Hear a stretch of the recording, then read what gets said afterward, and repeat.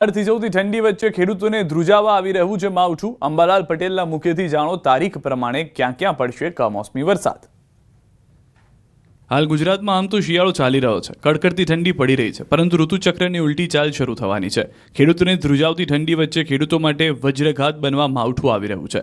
હવામાન નિષ્ણાંત અંબાલાલ પટેલે શિયાળામાં માવઠાના સંકટને લઈને આગાહી કરી છે। અંબાલાલ પટેલના મતે હાલ રાજ્યમાં બેવડી ઋતુનો અનુભવ થશે। 25 નવેમ્બરથી વાદળછાયું વાતાવરણ રહેશે। કેટલાક જિલ્લામાં સામાન્ય કમોસમી વરસાદ પડશે, તો ડિસેમ્બર મહિનામાં વાતાવરણમાં પલટો આવશે। 16-17 ડિસેમ્બરે પાકની પથારી ફેરવા માવઠું આવી શકે છે। પશ્ચિમી વિક્ષેપની શક્યતાને કારણે કમોસમી વરસાદ પડશે, તો ફેબ્રુઆરી અને માર્ચમાં પણ માવઠાની આગાહી છે।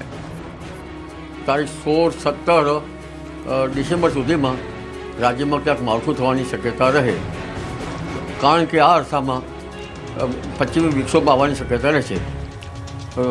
સૂર્ય દક્ષિણાવર્તી થતો જશે તેમ તેમ પશ્ચિમી વિક્ષોભ નીચે આવવાની શક્યતા રહેશે।